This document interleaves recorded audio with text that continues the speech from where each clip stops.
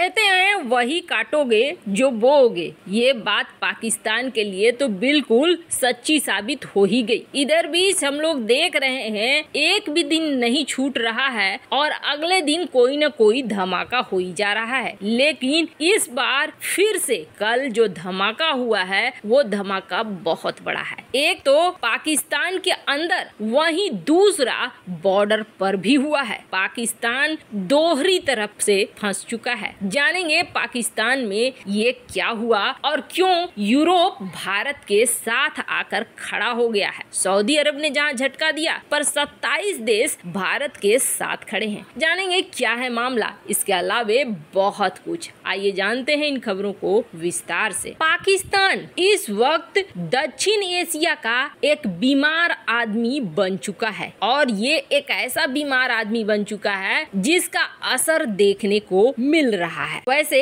हमने आपको अपनी कल की खबर में बताया था कि चीन ने कन्फ्यूशियस सेंटर से अपने लोगों को, अपने टीचर्स को वापस बुला लिया है। चीन अब जल्द से जल्द भागना चाह रहा है पाकिस्तान से। क्यों? क्योंकि पाकिस्तान में अब लगातार एक के बाद एक नए धमाके आपको सुनने को मिलेंगे। पाकिस्तान के नए नए विदेश मंत्री बने बिलावल भुट्टो सबसे पहले चीन के विदेश मंत्री वांग यी से वर्चुअल मुलाकात करते हैं, पर उसके बाद चीन ये फैसला लेता है कि कन्फ्यूशियस सेंटर के टीचर को बुला लेता है, जिससे साफ ही दिख रहा था कि यहाँ स्थिति बहुत गड़बड़ होने वाली है। अब समस्या ये है कि पाकिस्तान में हर एक दिन बाद एक धमाके हो रहे हैं। कल ही धमाका हुआ था और उसके पहले वाले दिन भी धमाका हुआ था। अब एक बार फिर धमाका हो रहा है। ये जो 2 महीने है ना, ये 2 महीने ऐसे हैं जैसे कि लगातार धमाके के ऊपर धमाका हो रहा है और पाकिस्तान हिल रहा है। पाकिस्तान सिचुएशन को संभाल नहीं पा रहा है। पाकिस्तान के कराची में जो काफी भीड़ भाड़ वाला इलाका है, दूसरी बार भीषण बम धमाका देखने को मिला। और ये हुआ कहाँ पे? ये हुआ बीच बाजार में। ये ब्लास्ट कराची के एम.ए. जिन्ना रोड पर मेमन मस्जिद के पास बॉम्बे बाजार में हुआ। अब इससे आप समझ सकते हैं कि इस धमाके ने कितना बड़ा असर दिखाया होगा। अभी तक आधिकारिक आंकड़ा निकल कर नहीं आया है। पाकिस्तान ने सिर्फ कहा है कि घायल होने की खबर है। पाकिस्तान में अब स्थिति ये बन जाएगी कि आम लोग निकल कर बाहर जाने से डरने लगेंगे। ये स्थिति शुरू हो जाएगी। पुलिस सारे के बंदी तो कर रही है, लेकिन उसका कोई फायदा होता हुआ दिख नहीं रहा है। चीन की इंटरनल खुफिया एजेंसी बेकार साबित हो रही है, जो अपने ही देश में संभाल नहीं पा रही है। तो ठहरिए, अभी मजे की खबर बाकी है। मजे का खबर ये है कि अफगानिस्तान बॉर्डर पर भी शुरू हो चुकी है। पहले छिटपुट लड़ाइयाँ थी और अब एक बार फिर से शुरू हो गया है और अफगानिस्तान के ऊपर एयर स्ट्राइक करने के चक्कर में है पाकिस्तान। कहा जा रहा है कि कल की रात कई सारे रॉकेट लॉन्च किए गए पाकिस्तान की तरफ से अफगानिस्तान की ओर, जिसमें कई तालिबानी हताहत हुए हैं। हालांकि ये भी खबर है कि तालिबान ने अपने ह्यूमन बॉम्बर्स को तैनात कर दिया है पाकिस्तान से लगती हुई सीमा पर। मतलब यहाँ पर अब चीजें रुकने वाली नहीं है, ये झगड़ा अभी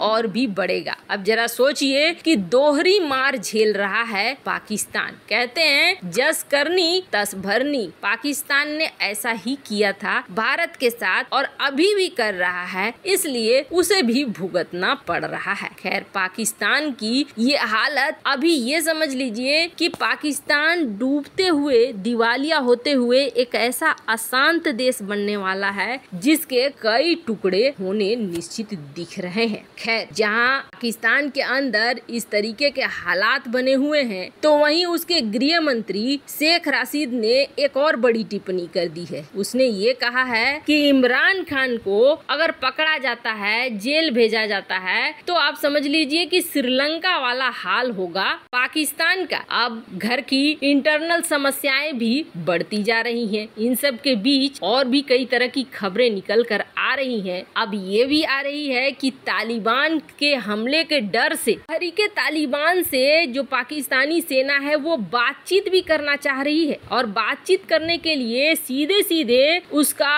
पूर्व ISI चीफ फैज हमीद अपने प्रतिनिधि मंडल को साथ लेकर काबुल के सेरेना होटल में पहुंचा। वहां पता ये चला कि पाकिस्तान के 16 सदस्यों का अपहरण हो गया है। और मजे की बात यह है कि द बलूचिस्तान पोस्ट ने ये खबर दी, जिसके अनुसार प्रतिनिधि मंडल जिसको कहा जा रहा है कि फैज हमीद लेकर गया है, उसे उठा लिया है तालिबान ने। और अब ISI चीफ मांग रहा है तालिबान से मदद। एक तरफ रॉकेट दाग रहा है, दूसरी तरफ मदद मांग रहा है। आप समझिए कि क्या स्थिति है पाकिस्तान की इस वक्त। बिना किसी विदेश नीति के, बिना किसी रक्षा नीति के पाकिस्तान बन चुका है जो टूटने के कगार पर खड़ा है। जहां एक तरफ ये सब कुछ हो रहा है तो वहीं दूसरी तरफ 27 देश भारत के समर्थन में क्यों आ गए जब सऊदी अरब ने ठेंगा दिखा दिया है। तो आपको बता दें, बाइडेन ने और पश्चिमी देशों ने, खास तौर पर यूके ने भी काफी कोशिश की सऊदी अरब को और UAE को मनाने की। बाइडेन के फोन कॉल को सऊदी अरब UAE ने नहीं उठाया, तो वहीं दूसरी तरफ बाइडेन ने अपने CIA के डायरेक्टर को चुपके भेज दिया सऊदी अरब। वहां वो बात करके क्या आए ये उन्होंने आधिकारिक आंकड़ा नहीं दिया, लेकिन जो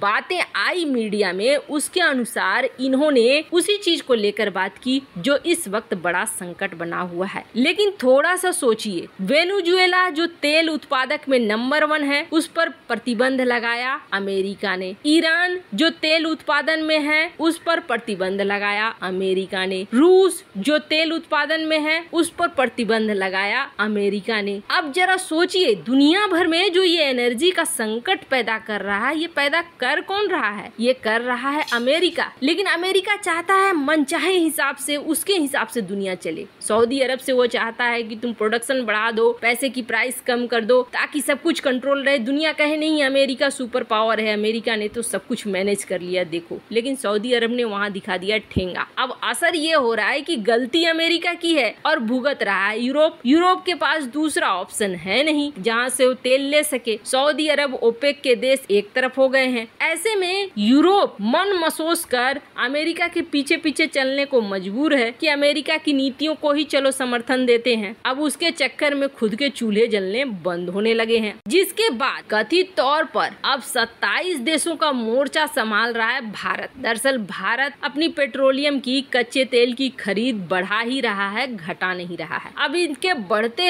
रहने से भारत को जहां इंटरनल फायदा हो रहा है, तो वहीं अब यूरोपीय देश भारत के रास्ते इन कच्चे तेलों को या पेट्रोलियम उत्पादों को खरीदना चाह रहा है। अब यूरोप ऐसा करना चाह रहा है, भारत भी बेचने को तैयार है, लेकिन फिर से पश्चिमी देश को लग गई है मिर्ची। उन्हें लग रहा है ऐसे तो भारत प्रॉफिट कमाएगा, इससे क्या फर्क पड़ा। इनडायरेक्ट तरीके से तो रूस के पास पैसा पहुंच ही गया। यार, दूसरे को तबाह करने के चक्कर में खुद को तबाह कर लेना, ये कौन सी बड़ी बुद्धिमानी है। बाइडेन, पश्चिमी देश, यूरोप कुछ इसी तरह की नीतियां इस वक्त बना रहे हैं। वैसे इस मामले में आपकी क्या राय है, कमेंट कर जरूर बताएं। जल्द मिलते हैं अगले वीडियो में नई खबर के साथ।